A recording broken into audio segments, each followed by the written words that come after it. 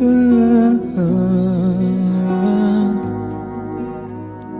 on the MGK show. Good morning, everyone. Welcome on the MGK show. It's a real pleasure to have you here again. And welcome on Coffee Morning, the better way to start your day.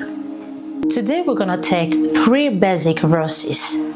Genesis chapter 1 from verse 1 to 3, John chapter 1 from verse 1 to 3, and Matthew chapter 4 verse 4. I will read them as I come across them, okay? Ce jour, nous parlerons donc de la nécessité et du pouvoir de la parole and why you need the word. Et nous verrons à la lecture de certains versets que je prendrai donc en complément de ce que je dirais, comment il est impératif de savoir utiliser sa parole et la parole de Dieu. En premier temps, il est important de savoir que la parole est à la fois salvatrice, une graine, une créatrice, une productrice, une bénédiction, une sentence, une destructrice, une malédiction par moment, malheureusement. Mais par-dessus tout, la parole est la foi.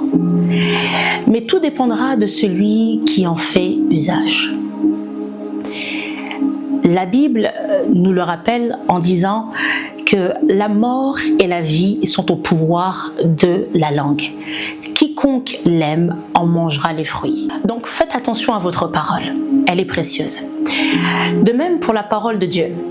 Seules les personnes qui en prennent connaissance et en font bon usage en bénéficieront de ces fruits et verront leur foi se manifester. Si la foi vient de ce qu'on entend et ce qu'on entend vient de la parole de Christ. Tous ces versets, je vous laisse aller les chercher. Voilà pourquoi il est important de savoir protéger les portes de sa foi, en prenant garde aux paroles qu'on y laisse siéger. Nous sommes en 2026 et nous avons sûrement tous à cœur, dans nos pensées, des idées, des projets, des réalisations que nous souhaitons voir se manifester. Voilà pourquoi il faut s'y préparer en ayant l'un des outils nécessaires qui est tout simplement la parole de Dieu. Mais il faut savoir que tant que cela restera au niveau de ton esprit et que tu ne commences pas par déclarer ce que tu veux voir et tu ne dis rien, tu ne créeras rien.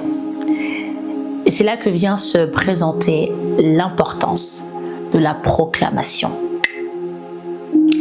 Genesis chapter 1 from verse 1 to 3. Je le lis pour nous en français. Au commencement, Dieu créa les cieux et la terre. La terre était informe et vide. Il y avait des ténèbres à la surface de l'abîme. Et l'Esprit de Dieu se mouvait au-dessus des eaux. Dieu dit que la lumière soit et la lumière fut. On voit bien ici que Dieu nous démontre que c'est la parole qui crée quelque chose. Il aurait pu utiliser ses mains, pourquoi pas, mais non. Il nous montre que la création commence par la déclaration, par la proclamation. Exemple, c'est quand même lorsqu'on va chez le médecin, il nous demande de dire en fait le pourquoi de notre venue donc dans son cabinet, afin qu'il puisse nous ausculter. Si on ne dit rien, il ne peut rien. Même Jésus, lui qui connaît tout, demandait à tous ceux qui se présentaient à lui de dire ce qu'il voulait qu'ils fassent pour eux exactement. Même Bartimée aveugle savait qu'il fallait qu'il parle, qu'il crie à Jésus s'il voulait que sa situation change tout simplement. C'est pourquoi tu dois être précis en utilisant ta parole et la parole de Dieu. C'est pourquoi ne reste pas silencieux face aux événements de ta vie. Proclame-y la puissance de la parole. Crée par ta proclamation les situations que tu veux voir et détruis celles que tu ne veux plus voir. Maintenant, passons à pourquoi il est impératif que tu prennes connaissance de la parole de Dieu, que tu la lises, la médites, mais surtout la mettre en pratique. C'est tout simplement un must. John chapter 1 from verse 1 to 4 dit ceci. Au commencement était la parole. La parole était avec Dieu et la parole était Dieu. Elle était au commencement avec Dieu. Toutes choses ont été faites par elle. Rien de ce qui a été fait n'a été fait sans elle. La parole de Dieu va te permettre de matérialiser les choses dans ta vie, même celles dites impossibles. Elle t'aidera, t'orientera à comprendre ce à quoi tu es appelé et ce que tu dois faire. La parole de Dieu va faire naître en toi les dons et talents et va créer en toi leur manifestation. Mais avant qu'il y ait d'abord tout type de manifestation, il faut prendre conscience d'une chose. La parole de Dieu va en amont t'aider à travailler, à transformer et faire grandir en stature et en maturité ton homme intérieur. Il ne peut pas te donner ce qui va te détruire comme ça. Elle va t'aider à adopter le mindset de la personne que tu dois être afin de mener à bien ta mission. Matthieu chapter 4 verse 4 dit ceci. Jésus répondit, il est écrit, l'homme ne vivra pas de pain seulement, mais de toute parole qui sort de la bouche de Dieu. Tu es esprit, car en réalité dans l'homme, c'est l'esprit. Et celui-ci a besoin également d'une substance pour se mouvoir, pour créer. Et celle-ci est tout simplement la parole de Dieu, dicte la Bible. Sans elle, ton esprit, il faut savoir, il meurt. La Bible dit que la chair est faible, mais l'esprit est bien disposé. Mais cet esprit, lorsqu'il n'est pas nourri quotidiennement, il présentera des carences. Il ne pourra être bien disposé.